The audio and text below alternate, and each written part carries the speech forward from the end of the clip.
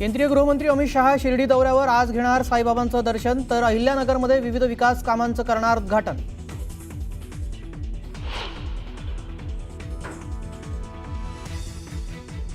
अमित शहा आणि मुख्यमंत्र्यांची बंद दाराआड चर्चा। शिर्डीतील हॉटेल सन अँड सँड्समध्ये दोघांमध्ये पाऊण तास चर्चा। राज्यातील अतिवृष्टी आणि पुरासंदर्भात घेतली माहिती। एकनाथ शिंदे, अजित पवारही बैठकीला उपस्थित।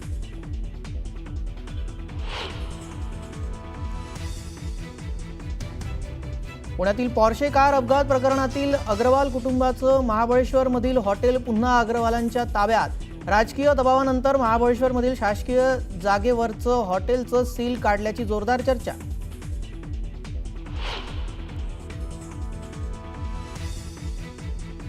ओबीसी संघटनांसोबत सरकारची चर्चा। 2 सप्टेंबरचा GR रद्द करण्याची मागणी। 10 ऑक्टोबरच्या मोर्चावर ओबीसी नेते ठाम।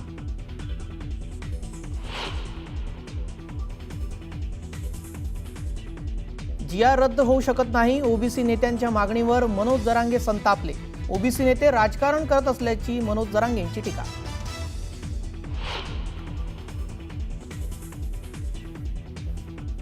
धाराशिवच्या कळंब तालुक्यातील खामसवाडी गावाला पावसानं झोडपलं। अनेकांच्या शेतात शिरलं पाणी, तर पाणी साचल्यानं परिसरातील रस्ते बंद।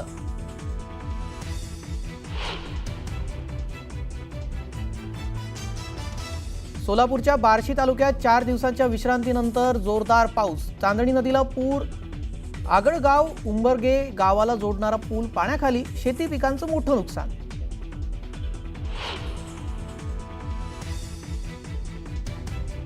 रायगड पोलिसांकडून बनावट नोटा बनवणाऱ्या कारखान्यावर कारवाई। 12 लाख रुपयांच्या बनावट नोटा पोलिसांकडून जप्त। आरोपी भूषण पतंगेला ठोकल्या बेड्या।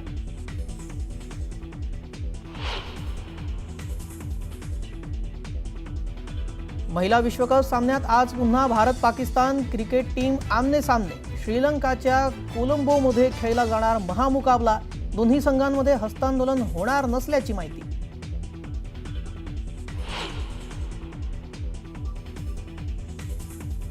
युक्रेनमध्ये ट्रेनवर रशियाकडून मोठा ड्रोन हल्ला। रशियन सैन्याचं ड्रोनच्या माध्यमातून प्रवासी रेल्वेवर साधला निशाणा। हल्ल्यात 30 लोकांचा मृत्यू, तर युक्रेनच्या राष्ट्रपतींनी हल्ल्याला दहशतवादी हल्ला असल्याचं सांगितलं।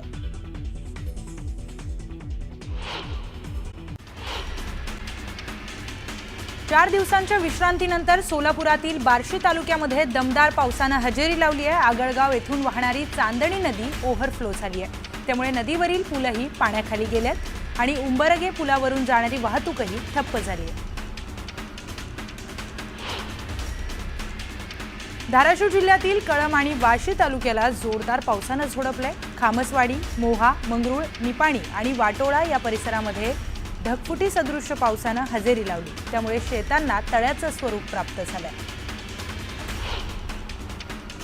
कळंब तालुक्यामध्ये झालेल्या मुसळधार पावसामुळे निपाणी शिवारात दूध घेऊन जाणारा शेतकरी पुराच्या पाण्यात वाहून गेलाय। शेतात दूध आणण्यासाठी गेला असता पाण्याचा अंदाज न आल्यानं शेतकरी वाहून गेलाय। युद्ध पातळीवर या शेतकऱ्याचा शोध सुरू आहे। धाराशिव जिल्ह्यातील भूम आणि कळंब, वाशी तालुका परिसराला पावसानं झोडपलं। कळंब तालुक्यामध्ये पडलेल्या मुसळधार पावसामुळे रस्त्यांवर पाणी साचलंय। भूम तालुक्यामध्ये गावातल्या रस्त्यांवर पाणी आलं होतं, तर या मुसळधार पावसामुळे शेतीला फटका बसला।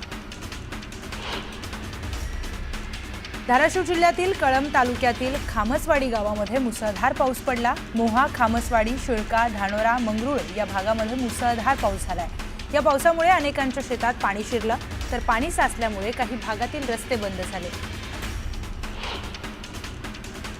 अरबी समुद्रातील शक्ती चक्रीवादळाचा तडाखा पालघरच्या पश्चिम किनारपट्टीला बसण्याची शक्यता वर्तवण्यात आली आहे, त्यामुळे पालघर जिल्ह्यातील मच्छीमार बांधवांना सतर्कतेचा इशारा देण्यात आलाय। माणगाव तालुक्याच्या पन्हाळघर झोरेवाडीमध्ये अचानक ढगफुटी सदृश्य पाऊस झाला, त्यामुळे येथील नदी नाल्यांनी पुन्हा अक्राळ विक्राळ रूप धारण केले। त्याचाच हा दुथडी भरून वाहत असतानाचा व्हिडिओ समोर आलाय। केंद्रीय सहकार राज्यमंत्री मुरलीधर मोहोळ यांनी साईबाबा मंदिरात दर्शन घेतलं। साईचरणी नतमस्तक होऊन मनोभावे साईबाबांची पूजा केली। भाजपचे प्रदेशाध्यक्ष रवींद्र चव्हाण देखील कार्यक्रमानिमित्त शिर्डीत उपस्थित आहेत। यावेळी त्यांनी साई मंदिरात साईबाबांचं दर्शन घेतलं।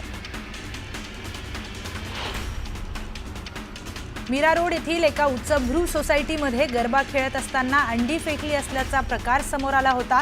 जेपी नॉर्थ सिटी सोसायटीमध्ये ही घटना घडली होती. दरम्यान या सोसायटीला मंत्री नितेश राणेंनी भेट देत कडक इशारा दिलाय. हिंदूंना पुन्हा त्रास झाला तर थैथयाट होईल असा इशारा राणेंनी दिलाय. 78 वर्षांनंतरही गोंदियातील चुमली या गावामध्ये जायला रस्ता किंवा पूल नाही. त्यामुळे अनेक नागरिकांचा मृत्यू देखील झालाय. नावेतून जीव मुठीत घेत नागरिकांना प्रवेश करावा लागतोय. वारंवार प्रशासनाकडे विनवणी करूनही दखल घेतली जात नसल्यानं ग्रामस्थ हैराण झाले. पुण्यातील श्रीमंत दगडूशेठ गणपती मंदिरात सुरक्षा यंत्रणांचं मॉक ड्रिल पार पडलंय. पुणे पोलीस आणि केंद्रीय यंत्रणांकडून हे मॉक ड्रिल करण्यात आलं. काल मध्यरात्री 1 वाजताच्या सुमारास हे मॉक ड्रिल करण्यात आलं. 2005 मध्ये स्थापन केलेले महाराष्ट्र राज्य फलोत्पादन आणि औषधी महामंडळ बंद करण्याचा निर्णय राज्य सरकारने घेतलाय. मंडळाचं अध्यक्षपद अनेक वर्षापासून रिक्त होतं. त्यामुळे प्रशासकीय दुर्लक्ष, केंद्र सरकारकडून निधी न मिळणं, राज्याच्या कृषी विभागातील अधिकाऱ्यांनी निधीसाठी पाठपुरावा न केल्यामुळे अखेर हे मंडळ बंद करण्याची नामुष्की सरकारवर ओढवली आहे. नाशिक त्र्यंबकेश्वरमध्ये होणाऱ्या सिंहस्थ कुंभमेळ्यासाठीची पायाभूत सुविधांची सर्व कामे दर्जेदार आणि गतीने पूर्ण करण्यात यावीत असे निर्देश मुख्यमंत्री देवेंद्र फडणवीस यांनी दिले. नाशिकमधील नवीन रिंग रोडचं काम कोणत्याही परिस्थितीत पूर्ण करावं. तसेच साधूग्राम टेंट सिटीसाठीची भूसंपादनाची कामेही गतीने पूर्ण करावीत असे निर्देश देण्यात आले.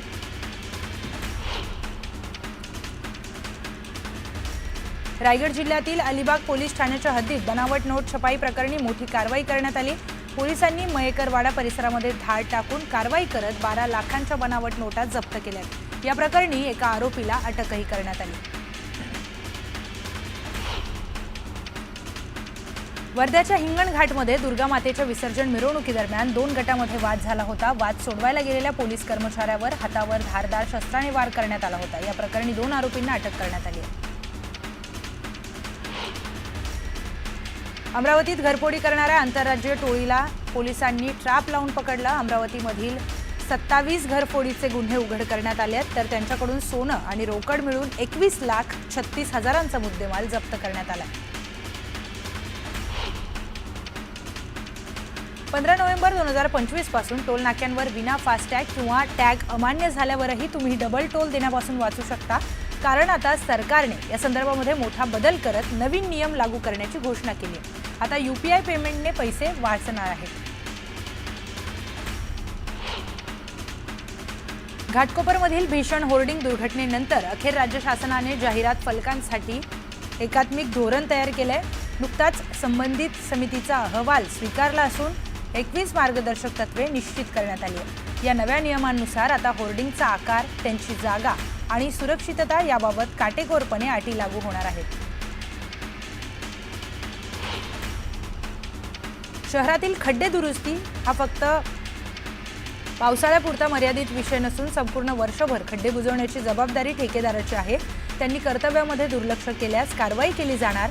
महापालिकेने तक्रारीसाठी व्हॉट्सअप ॲप नंबर, दक्ष ॲप व ग्रीव्हन्स पोर्टलची सुविधाही उपलब्ध करून दिली आहे. खानपानाचा दर्जा सुधारण्यासाठी मध्य रेल्वे प्रशासनाने केलेले वेगवेगळे प्रयत्न आणि प्रयोग फळाला आले आहेत. त्यामुळे केटरिंगच्या माध्यमातून मध्य रेल्वेच्या नागपूर विभागाला गेल्या 6 महिन्यामध्ये तब्बल 5,36,00,000चा महसूल मिळाला.